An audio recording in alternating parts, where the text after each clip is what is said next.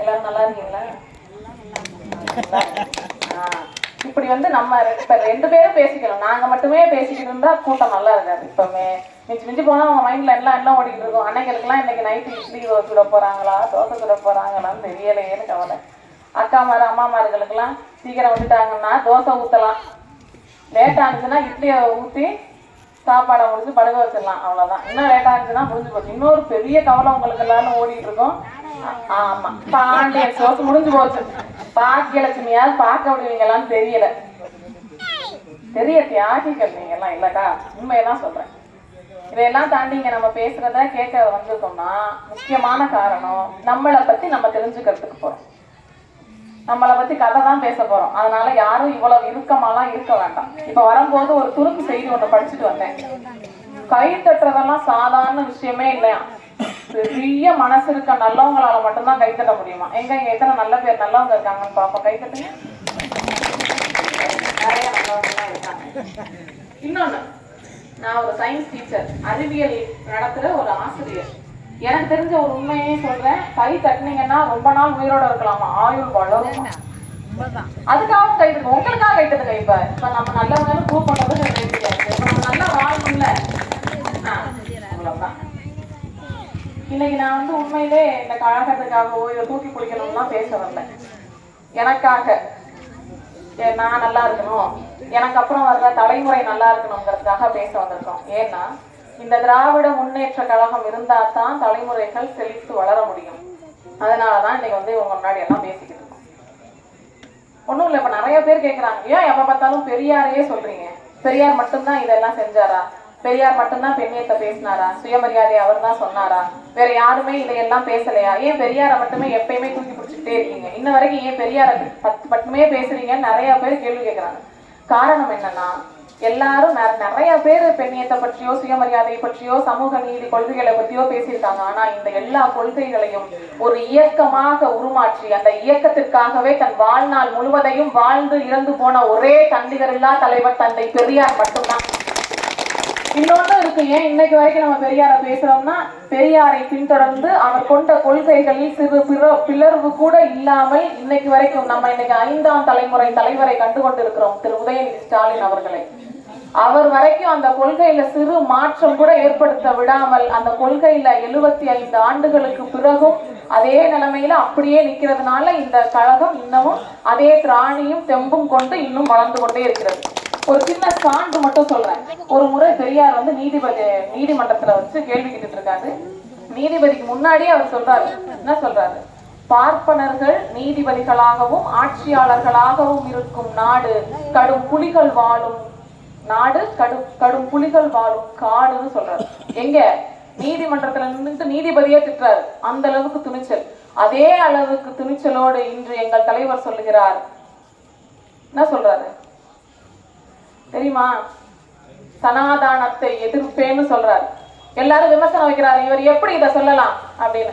மற்றவங்க எல்லாம் இருந்தா இன்னைக்கு பாஜக மாதிரி ஆளா இருந்தா நான் அதை அப்படி சொல்லல, இவங்க திரிச்சு பேசிட்டாங்கன்னு சொல்லுவாங்க. இன்னும் வேற ஆள்லாம் கொடுத்து சீமான் மாதிரி ஆள்கிட்டலாம் கேட்டிருந்தவங்கன்னு வச்சுக்கோங்களேன், நான் அப்படி சொல்லவே இல்லை, இவங்கெல்லாம் என் வாயை கிள்ளி அந்த வார்த்தையை வாங்கிட்டாங்கன்னு சொல்லுவாங்க. ஆனா எங்க அண்ணன் என்ன தெரியுமா சொன்னாரு? ஆமா, அப்படித்தான் சொன்னேன், அதைத்தான் செய்ய போறேன், என்ன பண்ணுவீங்க? அந்த அந்த கொள்கை தான் என்னுடைய கழக கொள்கை அப்படின்னு ஒரு மனுஷன் துணிச்சலோட நிக்கிறான்னா, நான் பெரியாரை இதுவரைக்கும் பார்த்ததில்லை. ஆனா அவருடைய உயர்ந்த கொள்கை, உயர்ந்த பண்பான துணிச்சலை, துணிவை எங்கள் இளம் தலைவரிடம் காண்கிறேன். அதனால் சொல்கிறேன், இவரை விட இந்த பதவிக்கு பொருத்தமானவர், தகுதியானவர் வேறு யாருமே இல்லைன்னு. ஒரு தலைவர் இருந்தார். அந்த தலைவர் முதலமைச்சர் பதவியில இருக்காரு. அவருக்கு ஒரு முறை உடம்பு சரியில்லாம போயிடுச்சு. உடனே வேகமா கூட்டி கொண்டு போய் ஒரு மருத்துவமனையில சேர்க்கிறாங்க. சேர்த்த உடனே அவருக்கு ஒரு அறுவை சிகிச்சை பண்ணணும், அப்பதான் இது சரியாகும்னு சொல்றாங்க. அறுவை சிகிச்சையும் நடந்து முடிஞ்சிருச்சு. முடிஞ்சதுக்கு அப்புறம் அந்த தலைவர் கேட்கிறாரு, இந்த அறுவை சிகிச்சைக்கு எவ்வளவு செலவாச்சுன்னு கேட்கிறாரு. இது எதுக்கு தலைவரே, நமக்கு தான் முடிஞ்சிருச்சு, எல்லாம் நல்லபடியா ஆபரேஷன் முடிஞ்சிருச்சு, இதுக்கப்புறம் நம்ம ஏன் அதை பத்தி கேட்கணும், கவலைப்படணும்? நான் கேட்டா அதுல 1000 அர்த்தம் இருக்கும், சொல்லுங்க அப்படின்னு சொல்றாரு. என்ன 3 லட்சம் 4 லட்சம் செலவாயிருக்கும் அப்படின்னு சொல்றாரு. அப்ப அந்த தலைவர் உடனே கேட்கிறாரா, நான் இவ்வளவு பெரிய ஆளு, நான் பெரிய தலைவர், நான் முதலமைச்சர், எனக்கு நான் உடனே உடம்பு சரியில்லைன்னு உடனே எனக்கு 3 லட்சம் 4 லட்சம் செலவு பண்ணி என்னால அந்த விஷயத்த கியூர் பண்ணிக்க முடியுது. என்னை நம்பி இருக்க மக்கள் என்ன செய்வார்கள்? இப்ப எனக்கு மாதிரிதானே அவர்களுக்கும் உடம்பு, அவர்களுக்கும் கவலை, அவர்களுக்கும் நோய். எனக்கு நோய் வந்தா ஒரு நாள்ல இந்த ஆபரேஷன் முடிஞ்சு எல்லாம் சரியா போடுது. அப்ப என்னை நம்பி இருக்க மக்கள் என்ன செய்வார்கள் அப்படின்னு மக்களை யோசித்து கொண்டு வந்த திட்டம் தான் கலைஞர் காப்பீட்டு திட்டம். அதை கொண்டு வந்த முதல்வர் தான் முதல்வர் கலைஞர். மறக்க முடியுமா நம்மளால இதெல்லாம்? எதையாவது மறக்கவே முடியாது. அண்ணா ஒரு முறை சொல்லி இருப்பார், வரலாற்றின் முதல் பகுதியை நான் எழுதிவிட்டேன், பிற்பகுதியை என் தம்பி கருணா எழுதுவார் என்று. முற்றிலும் உண்மை. இன்னைக்கு தமிழகத்தின் வளர்ச்சியை ஒரு புத்தகமாக எழுத வேண்டுமெனில் கலைஞர் என்ற பெயர் இல்லாமல் ஒரு பக்கத்தை கூட அவர்களால் திருப்பிவிட முடியாது. அந்த அளவுக்கு தமிழ்நாட்டினுடைய வளர்ச்சியில கலைஞரினுடைய பங்கு இருக்கு. காப்பீடு திட்டம் கொண்டு வந்தாச்சு. இப்ப உங்கள்கிட்ட கேட்போம், ரோட்ல போய்கிட்டு இருக்கோம், யாருக்கோ ஒருத்தருக்கு ஆக்சிடென்ட் ஆயிடுச்சு, என்னக்கா பண்ணுவோம்? வந்ததுல இருந்து பாக்குறேன் கையை இருக்க கட்டிட்டு உட்காந்துருக்கீங்க, இதெல்லாம் நியாயம்? சொல்லுங்க. ரோட்ல போறோம், யாருக்கும் ஆக்சிடென்ட் ஆயிடுச்சு, என்ன பண்ணுவோம்? மிஞ்சி போனா நம்ம என்ன பண்ணுவோம்? இப்படி ஆயிடுச்சு. பஸ்ல போறாங்க, தலையை எட்டி கவுந்து பார்த்துக்கிட்டு என்ன ஆயிடுச்சுன்றதை கவனிப்போம். ஒரு சில பேர் நிற்பாங்க, ஒரு சில பேர் 108க்கு போன் பண்ணுவாங்க. அந்த மாதிரி ஆளெல்லாம் போய் தூக்க போவாங்க. என்ன மாதிரி ஆள் என்ன பண்ணுவோம்? தூக்காத, போலீஸ் கேஸ் ஆயிடும், பயமுத்துவோமா? அதை தடுப்பதற்காக கொண்டு வரப்பட்ட திட்டம் தான் இன்னுயிர் காப்போம் 48. இந்த திட்டத்தின் மூலமா என்ன சொல்ல வர்றாங்கன்னா, விபத்திற்கு உட்பட்ட அந்த நபரை உடனடியாக தூக்கி கொண்டு போய் ஹாஸ்பிட்டல்ல சேர்த்துட்டோம்னா, தூக்கி கொண்டு போற நமக்கு 5000 ரூபாய் ஊக்கத்தொகையாக தந்து பாராட்டுகிறது அரசு. எல்லா இடத்துக்கும் முதலமைச்சரா நான் வர முடியாது, தலைவனா நான் வந்து நிக்க முடியாது. என்னுடைய கரங்களாக தன் மக்களை செயல்படுத்தி கொண்டிருக்கும் தன்னிகரில்லா தலைவன் எங்கள் திராவிட மாடல் நாயகன் மு.க. ஸ்டாலின் ஐயா அவர். அது மட்டும் இல்ல, விபத்துக்குள்ளானவரை கொண்டு போய் சேர்த்துட்டோம்ல, சேர்த்தவருக்கு 48 மணி நேரம், அதாவது 2 நாட்கள் இலவசமாக மருத்துவம் பார்க்கப்படும். எந்த சிச்சுவேஷன், எவ்வளவு பெரிய ஆபரேஷன் இருந்தாலும் 2 நாட்களுக்கு எவ்வளவு பெரிய மருத்துவமனையாக இருந்தாலும் அந்த மருத்துவமனையில கிடைக்கிற எல்லா ஃபெசிலிட்டியோட இலவசமாக மருத்துவம் அவர்களுக்கு கொடுக்கப்படும். இந்த மாதிரி ஒரு திட்டம், சட்டம் இந்திய துணைக்கண்டத்தில் இல்ல. இங்க இருக்க எந்த நாட்டுல போய் தேடினாலும் இந்த மாதிரி ஒரு சட்டம் இன்ன வரைக்கும் அமல்படுத்தப்படவே இல்லை. அதனாலதான் இந்தியாவே திரும்பி பார்த்துக்கிட்டு இருக்க ஒரு மாநிலமாக தமிழ்நாடு இருக்கு. இன்னும் நிறைய பேருக்கு என்ன பிரச்சனைனா, ஒரு மாதிரி நம்ம பாதுகாப்பான இடத்துல இருக்கோம் இல்லையா, அதனால வெளியில போனா என்ன அபாயம்னே தெரியாம நிறைய பேர் உள்ள சுத்திக்கிட்டு இருக்காங்க. அதனாலயே நிறைய பேர் நம்ம கழகத்தினுடைய இதெல்லாம் புரியாம பேசிக்கிட்டு இருக்காங்க. அதுதான் உண்மை. நம்ம எவ்வளவு பாதுகாப்பா இங்க இருக்கோம்னு அவங்களுக்கு தெரியல. வண்ணாரப்பேட்டைன்னு சென்னையில ஒரு ஏரியா இருக்கு தெரியுமா? இப்ப கூட ஒரு பாட்டு வந்துச்சு, புது வண்ணாரப்பேட்டையில. வண்ணாரப்பேட்டைனா அதான் நமக்கு ஞாபகம் வரும். ஆனா இன்னைக்கு வண்ணாரப்பேட்டையினுடைய முழு ஆதாரமாக ஒரு பெண் உயர்ந்து நிற்கிறாள். அந்த பெண்ணின் பெயர் காசிமா. யாருக்காவது இந்த பொண்ணோட பேர் தெரியுமா? காசிமான்னு எங்கேயாவது கேள்விப்பட்டிருக்கீங்களா?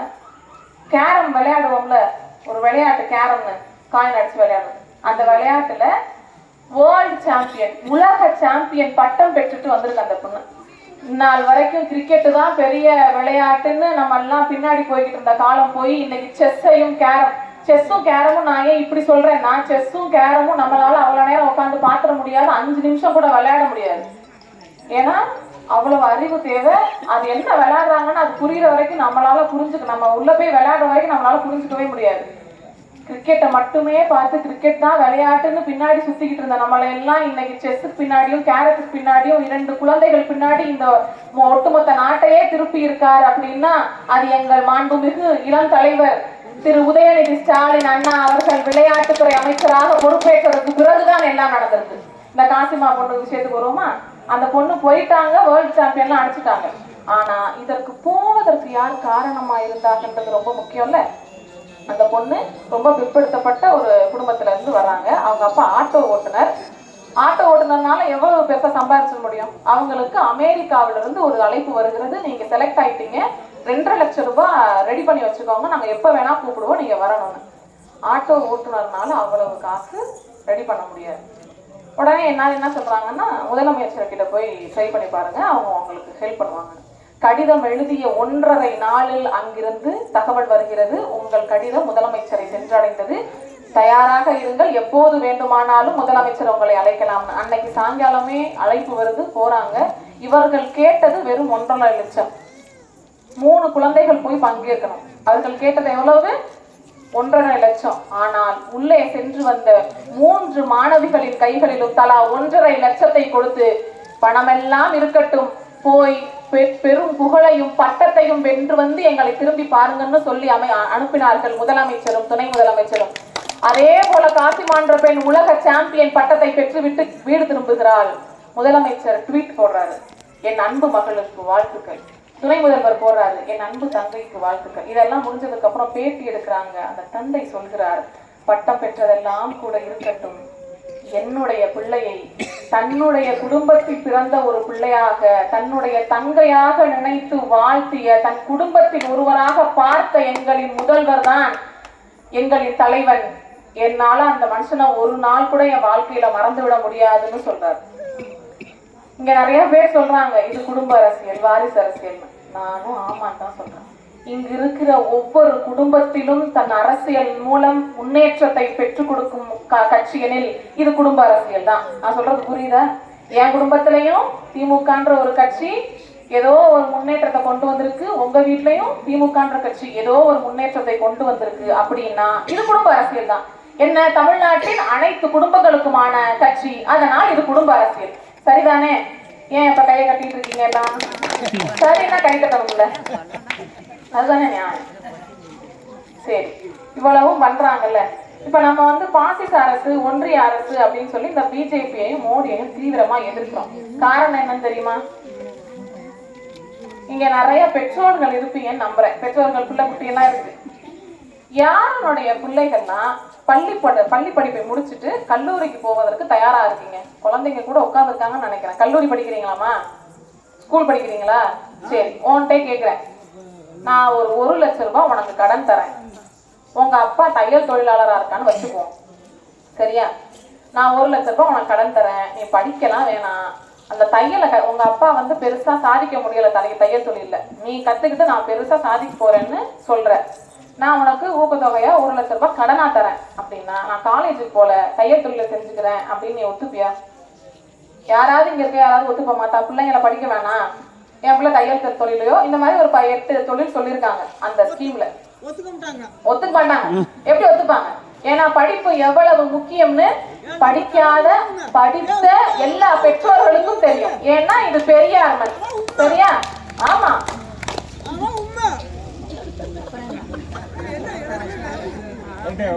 படிப்பு எவ்வளவு முக்கியம்னு இங்க இருக்க எல்லாருக்கும் தெரியும். இந்த மாதிரி ஒரு ஸ்கீம விஸ்வகர்மா யோஜனான்னு ஒன்றிய அரசு இந்தியாவில் அறிமுகப்படுத்துது. சொன்னால் நம்ப மாட்டீர்கள் அன்புடையவர்களே, தமிழ்நாட்டை தவிர இந்திய துணை கண்டத்தின் அனைத்து மாநிலங்களும் இந்த திட்டத்தை செயல்முறைப்படுத்தியது. ஆனால் தமிழ்நாட்டின் முதல்வர் அதற்கு ஒப்புக்கொள்ளவே இல்லை. நம்மளை காப்பாற்றுறாரு இல்லையா? நீட்டுன்னு ஒண்ணு உள்ள நுழைய விட்டோம், நம்ம பிள்ளைங்க மருத்துவத்திற்குள்ளே நுழைய முடியாதபடி ஆகிவிட்டது. விஸ்வகர்மான்ற இந்த விஷம் பொருந்திய திட்டத்தை உள்ள அனுப்பணும்னா என் பிள்ளைங்க கல்லூரி படிப்புக்குள்ளே போக முடியாதுன்ற பயத்தினால் அதை வேண்டாம் என்று ஒதுக்கினார் என் முதல்வர். வேண்டாம்னா முழுசா ஒண்ணும் ஒதுக்கல. நான் 3 விஷயம் சொல்றோம், அதை மட்டும் மாத்தி கொடுங்கன்னா மாத்தி கொடுக்கல. 18 வயசுனா என் பிள்ளைங்க படிச்சுட்டு ஸ்கூல் முடிச்சுட்டு அப்பதான் வருவாங்க. அது வேண்டாம். வயசை 35 மாத்துங்கன்னா மாத்த முடியாதுன்றாங்க. அப்பா செஞ்ச தொழில தான் செய்யணுங்கிறது இல்ல, எனக்கு என்ன தொழில் வருதோ அதை செஞ்சுக்குவேன்னு தொழில் முறையாவது மாத்துங்கன்னா அதையும் மாத்த மாட்டேன்றாங்க. அப்போ இதன் மூலம் அவர்கள் சொல்ல வருவது ஒன்றே ஒன்றுதான். அன்று ராஜாஜி சொன்ன குல தொழில், தந்தை தொழில், அதனோடதான் நீங்க நிக்கணும், நீங்க படிக்க கூடாது, அவன் தொழில அவன் பார்க்கணும், படிக்கிற நாங்க படிச்சு முன்னேறிக்கிட்டே இருப்போன்ற பிரிவுவாத அரசியலை செய்கிறது ஒன்றிய அரசு. அதைத்தான் தடுத்தார் என் முதல்வர். சரி, இப்படி நம்மள பிற்போக்கு தனத்துக்கு இழுக்கிறாங்கல்ல, நம்ம எப்படி படிச்சு முன்னேறணும் தெரியுமா? ஒரு தடவை நம்ம பிள்ளைங்க படிச்சு அடுத்தடுத்த கட்டத்துக்கு போறதுக்கும் திராவிட முன்னேற்ற கழகமும் கலைஞரும் பின்னாடி இருந்திருக்காங்கன்றது 100க்கு 100% உண்மை.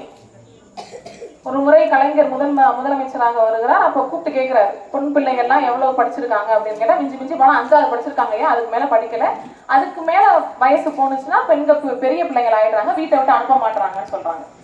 உடனே கலைஞர் ஒரு திட்டத்தை அறிமுகப்படுத்துறாரு. 8வது வரை படித்திருந்தால் அந்த பெண்களுக்கு திருமண உதவி தொகையாக 5000 ரூபாய் வழங்கப்படும் சொல்றாரு. வழங்குறாங்க. பிள்ளைங்க 8வது தாண்டுதுங்க. அதுக்கப்புறம் முதலமைச்சர் மாறுகிறார்கள், அம்மா ஜெயலலிதா அவர்கள் வருகிறார்கள். இந்த திட்டத்தை முடிச்சிடுறாங்க. அப்படி என் திட்டம் இனிமே கிடையாது அப்படின்னு. திரும்பவும் கலைஞர் ஆட்சிக்கு வருகிறார், திட்டத்தை தொடர்கிறார். ஆனால் திட்டத்தில் சிறு மாற்றத்தை ஏற்படுத்துகிறார். இந்த முறை 5000 இல்ல 10,000. ஒரே ஒரு கண்டிஷன், நீங்க 8வது மட்டும் படிச்சிருந்தா பத்தாது, 10வது முடித்திருந்தால் உங்கள் திருமண உதவித்தொகையாக 10,000 ரூபாய் வழங்குவேன். நான் சொல்ல வர விஷயம் புரியுதா? 8வது வரைக்கும் படிச்சிருந்தீங்கன்னா 8,000 5000.